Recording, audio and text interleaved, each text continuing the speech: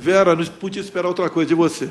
Eu acho que você dorme pensando em mim. Você tem alguma paixão por mim. Você não pode tomar partido num debate como esse. Fazer acusações mentirosas a meu respeito. Você é uma vergonha para o jornalismo brasileiro. Essa cena aconteceu durante o primeiro debate entre os presidenciáveis no último domingo. Jair Bolsonaro, do PL, atacou a jornalista Vera Magalhães após uma pergunta durante o evento na Band TV. Apenas as candidatas mulheres foram solidárias à jornalista após a agressão de Bolsonaro. Mas a misoginia contra mulheres não parou por aí. O atual presidente também atacou as candidatas que participaram do evento.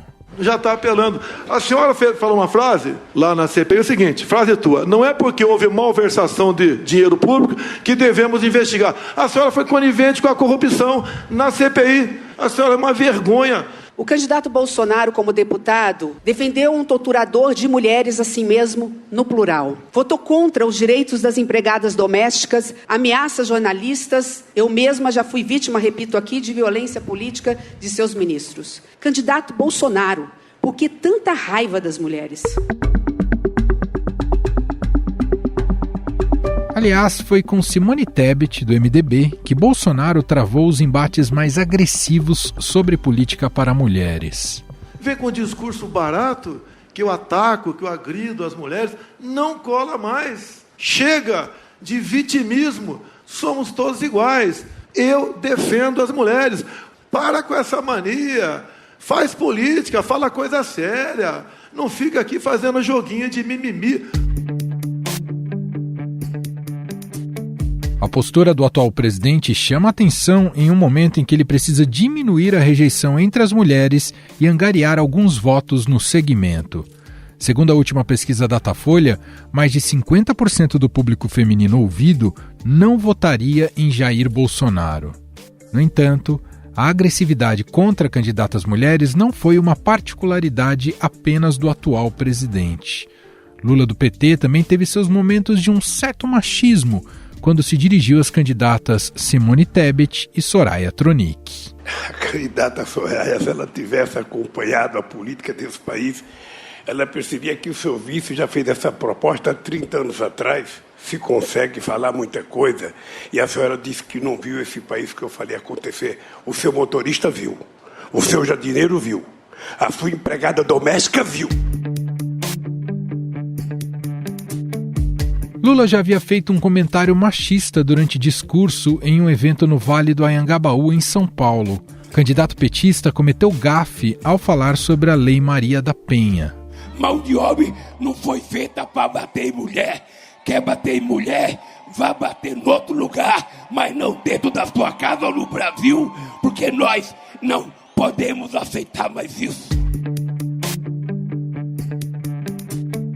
A misoginia também fez parte de comentários nas redes sociais, principalmente de apoiadores de Jair Bolsonaro. Mensagens xingando ou desmerecendo a importância das candidatas mulheres puderam ser vistas principalmente no Twitter. É importante enfatizar que a misoginia é crime.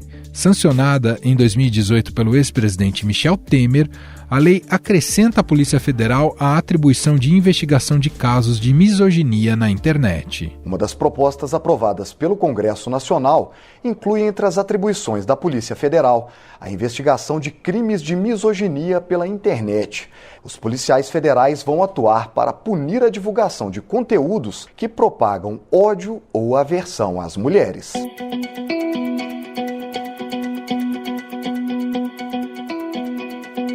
Fato é que as duas candidatas à presidência foram as protagonistas desse debate, sem fugir dos enfrentamentos.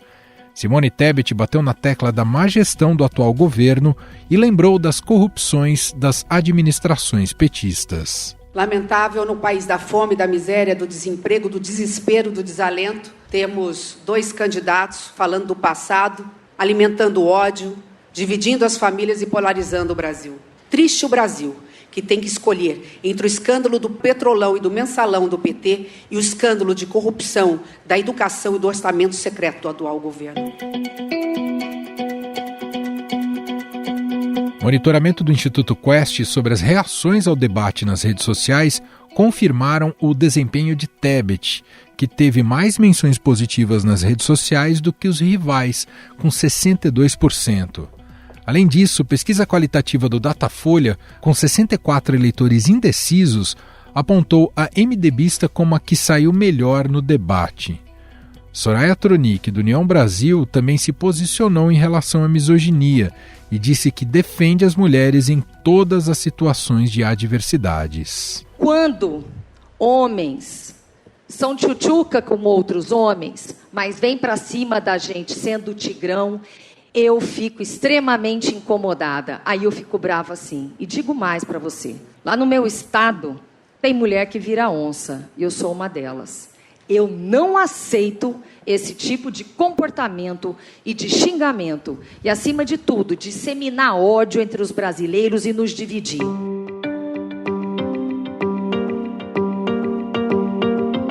Durante o debate, um outro tema envolvendo mulheres entrou na pauta: o compromisso em formar um ministério com paridade em relação aos homens.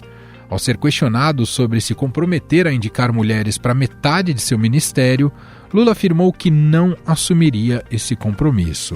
Olha, primeiro, eu não sou de assumir o compromisso, de me comprometer a fazer metade, a indicar religioso, a indicar mulher, a indicar negra, a indicar homem. Ou seja, você vai indicar as pessoas que têm capacidade para assumir determinados cargos. Esse, aliás, é um compromisso que seu apadrinhado ao governo de São Paulo, Fernando Haddad, já assumiu. O petista se comprometeu a ter 50% de mulheres na composição de seu secretariado caso seja eleito. Já Simone Tebet foi a única presidenciável que assumiu o compromisso. Disse ainda que pessoas envolvidas em corrupção, mesmo do seu partido, não assumirão ministérios. O candidato Lula não pode assumir esse compromisso, não quer assumir esse compromisso, mas eu já o fiz. A primeira coisa que fiz quando lancei a minha candidatura e foi homologada pelo meu partido foi dizer que o meu ministério será paritário entre homens e mulheres, sim. Nós temos condições de colocar 50% e mais. Nós teremos participação de negros, mas não terá ninguém envolvido em escândalo de corrupção, mesmo que seja do meu partido.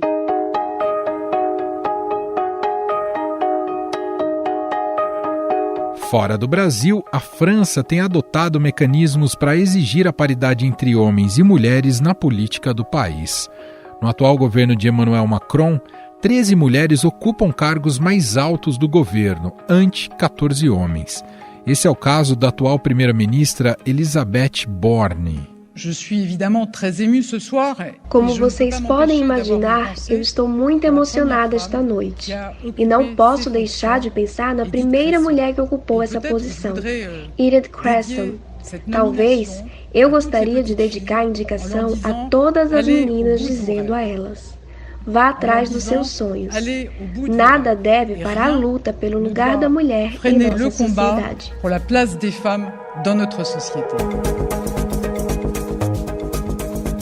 Mesmo assim, o presidente francês sofre críticas por colocar as mulheres em ministérios historicamente ocupados por elas.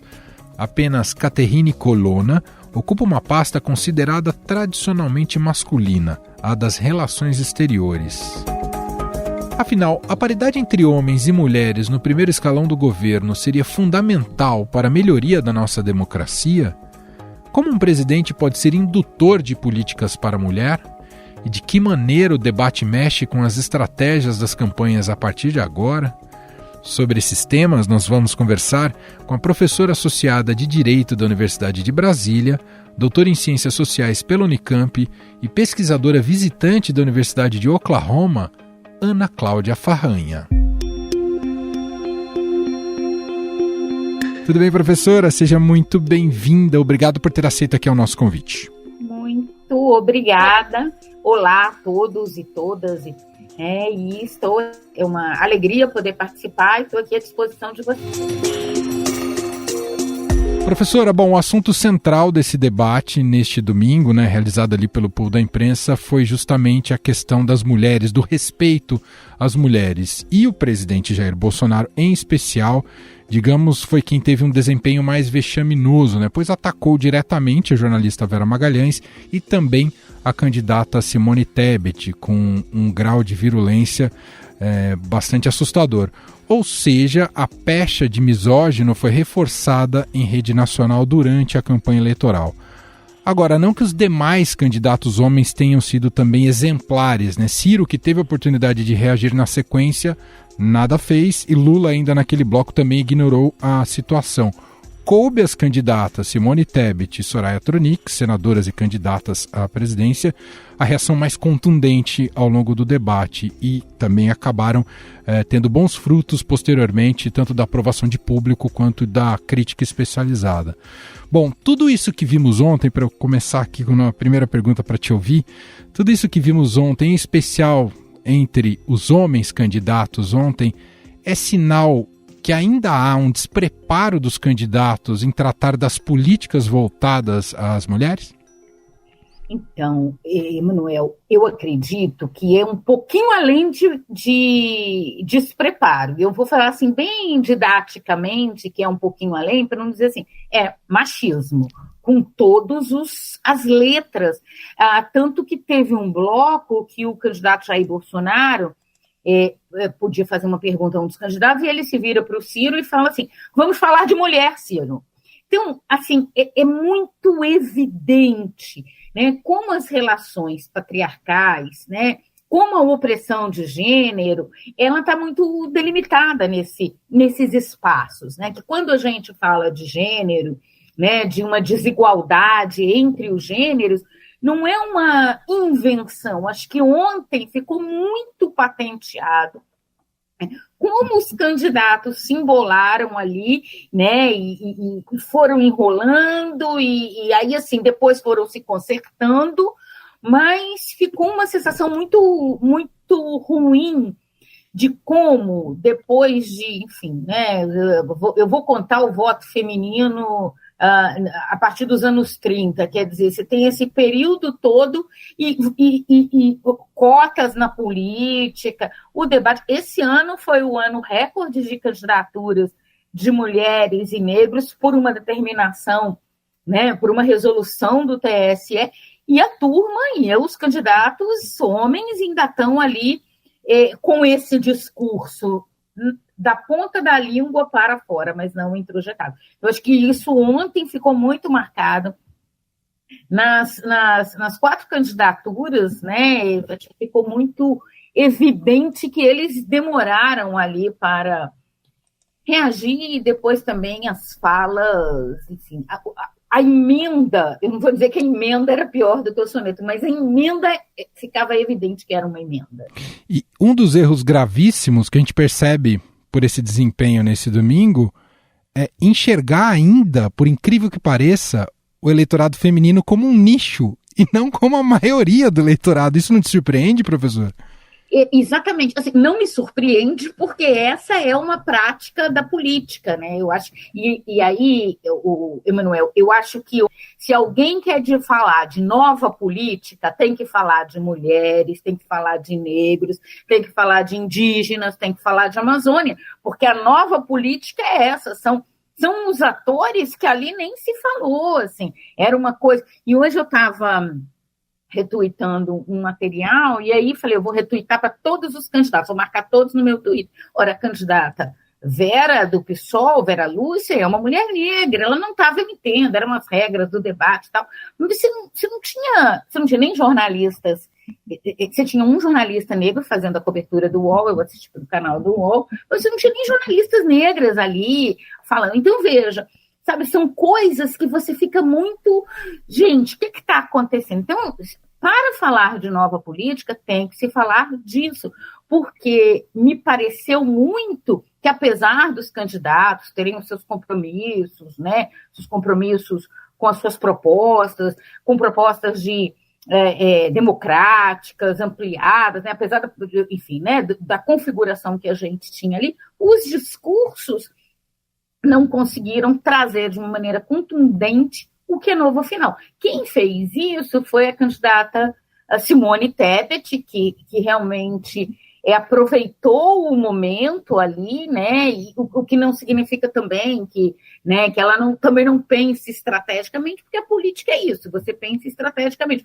O problema é que não dá para olhar, respondendo a tua pergunta, só como um nicho.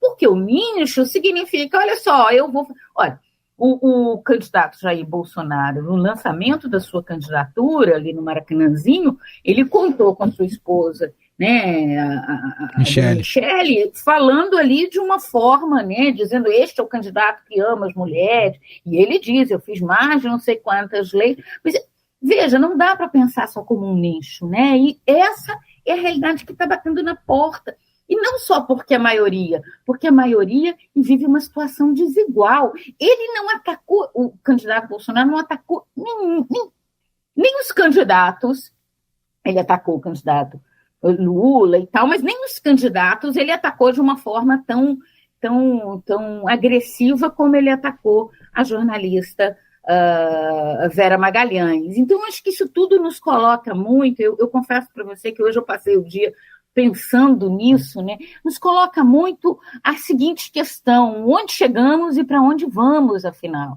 Né? O que é novo, o que é novo de verdade nisso? Tudo, né? O que os candidatos precisam fazer para que os seus discursos, embora sejam boas propostas que estão pensando no desenvolvimento, mas para que o seu discurso, de fato, olhe as desigualdades, né? Olhem os desiguais, não para ter pena, coitadinhos, mas olhem os desiguais para que façam melhores políticas para a criação de igualdade.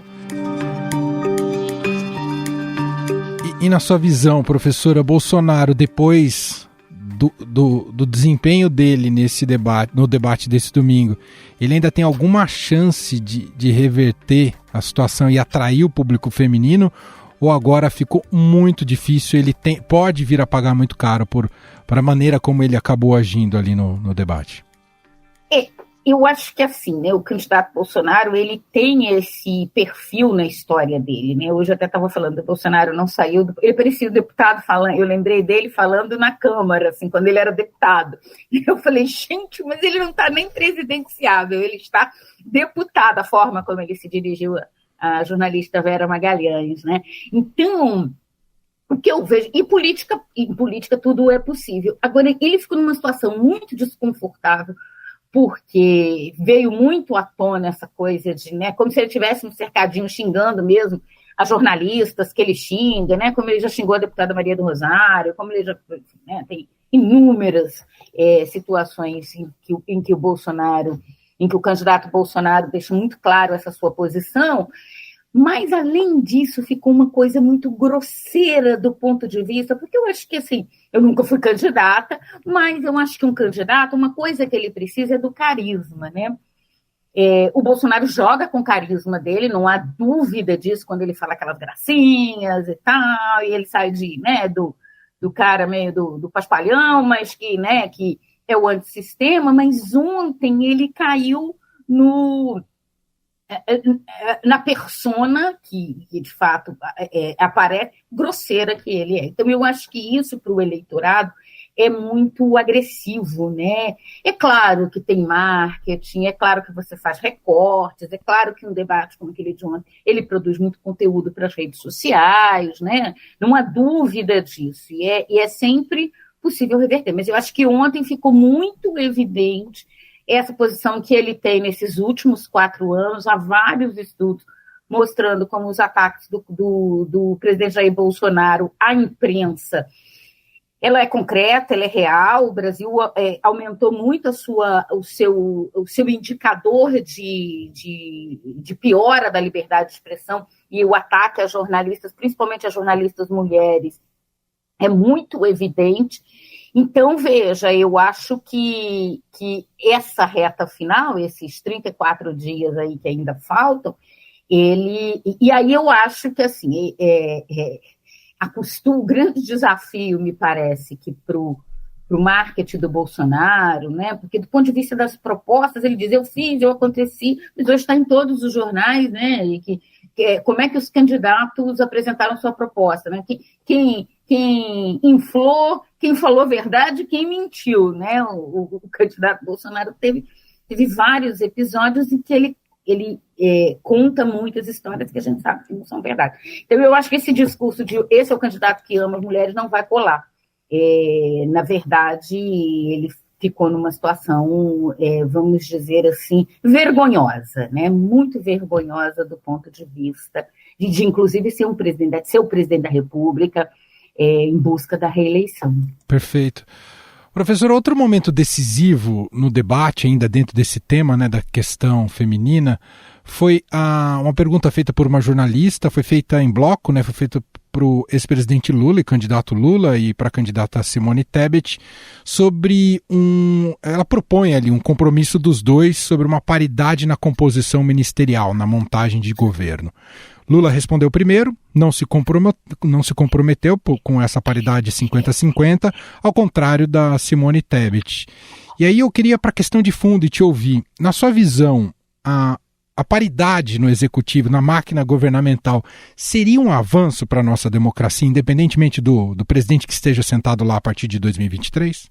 Olha, Emanuel, esse é um dos debates, né? A gente tem as cotas no processo, nas candidaturas, mas a gente não tem, veja, na conta final, você não vai ter 30% de mulheres.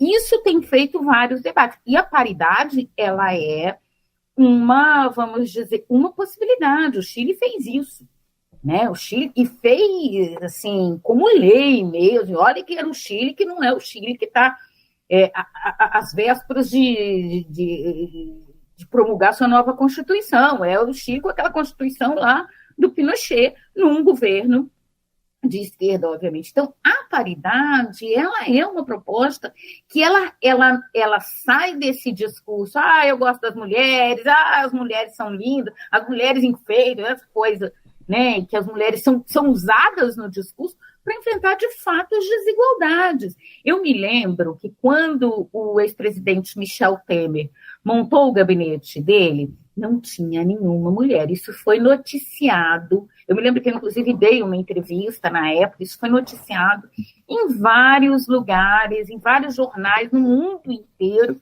e não tinha. Então, se pergunta assim, mas será que não tem mulher competente? E esse discurso do mérito, dizendo, não, mas eu vou chamar quem é bom, né?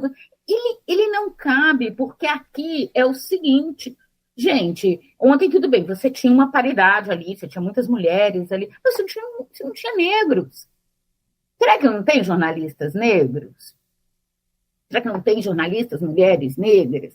Que é isso, né? Eu vivo indo a debates, eu tenho uma formação na ciência política e no direito, e às vezes a gente tem várias mesas de debate, no direito isso é muito comum, que você vê aquela mesa assim, né? As pessoas do judiciário ali, né? As autoridades do sistema de justiça, homens brancos, e você fala de será, ainda mais no direito, que você tem 50% da formação, os indicadores todos mostram, você abre o anuário, né, do CNJ, Justiça em Números, e mostra 50%, você continua uma mulherzinha assim. E era só uma questão de competência, ou é uma questão de, eu vou usar aí uma palavra que a moçada usa, de ser parça, né? Porque da forma como o Bolsonaro convida o candidato Ciro ao debate ontem, ele fala assim, vamos falar de mulher, parece que eles são parças, assim, né? E não, assim, do ponto de vista ideológico, nem são. O Ciro foi muito incisivo quando ele veio com aquela discussão usou uma coisa que o Ciro tinha falado lá no passado. Uma outra coisa também absolutamente grosseira e despropositada para um evento daquela monta, né? Então, você começa a perceber que a paridade, ela não só traz mais representatividade, mas ela começa a enfrentar essa coisa assim, poxa, eu vou chamar só os meus amiguinhos. Nesse sentido, Lula ficou exposto na resposta dele ontem a não assumir não só o compromisso, mas deu a entender que para ele era mais importante do ponto de vista de critério justamente essas negociações políticas para quem irá compor o ministério, e não soube justamente demonstrar essa vontade em romper com esse limite, né, digamos, de preconceito hoje, que não permite que tenha essa paridade. É claro que ele fez ali, tentou fazer da maneira mais sensível possível, mas no final não assumiu essa vontade em romper com esse tipo de barreira que existe hoje, não é, professora? Eu acho que o Lula, como diz ontem, assim, ele se atrapalhou. Primeiro porque ele tem uma história. O Lula foi o presidente que criou a Secretaria Especial das Mulheres e a Secretaria Especial da Igualdade Racial. Assim, essa é a terceira entrevista que eu vejo, assim, a terceira vez que eu vejo Lula publicamente. Eu vi uma entrevista dele lá, quando ele não estava oficializado como candidato, eu vi entrevista do Jornal Nacional, eu vi ontem, e em todas que perguntam para ele, mas você vai indicar quem ele fica nervoso e daí? Mas ontem ele faltou um pouco de presença de espírito para, inclusive, lembrar da história dele, mesmo que ele quisesse dizer, ministério eu não discuto, mas a paridade é um valor do partido, porque, olha, gente, o PT é criado, o PT é uma das estruturas partidárias que ele nasce com organismos chamados secretarias especiais de mulheres, lugar de organização de mulheres. Né? Você pega as teses de congresso, no PT tem isso. Ele criou uma secretaria, né? A secretaria hoje está diluída num ministério que tem um nome que dilui, inclusive, mas o Lula criou a secretaria com status de ministério. Então, ele tinha um caldo que ele podia ter nadado de braçada. Acho que também estava tudo muito tenso e tal, mas ele perdeu essa oportunidade, porque se comprometer com paridade de gênero, não. Isso talvez fosse difícil para o Felipe Dávila, isso é muito difícil para o Bolsonaro, mas para o Lula, para o Ciro... Os progressistas é uma questão de princípio.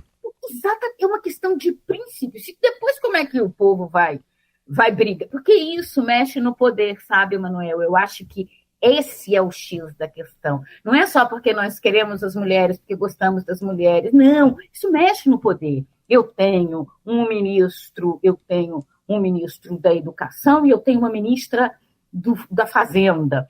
Né? E eles estão ali em pé de igualdade. Quero agradecer muito a cientista política Ana Cláudia Farranha, professora associada da Universidade de Brasília, da Faculdade de Direito, doutora em Ciências Sociais pela Unicamp, pesquisadora visitante da Universidade de Oklahoma, nos Estados Unidos. Gentilmente atendeu aqui a nossa reportagem, nosso podcast.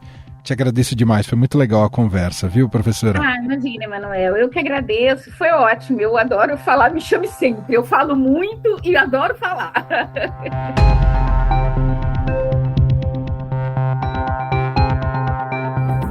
Estadão Notícias. E este foi o Estadão Notícias de hoje, terça-feira, dia 30 de agosto de 2022. A apresentação foi minha, Emanuel Bonfim. Na produção, edição e roteiro, Gustavo Lopes, Jefferson Perleberg, Gabriela Forte e Franciele Oliveira. A montagem é de Moacir Biasi.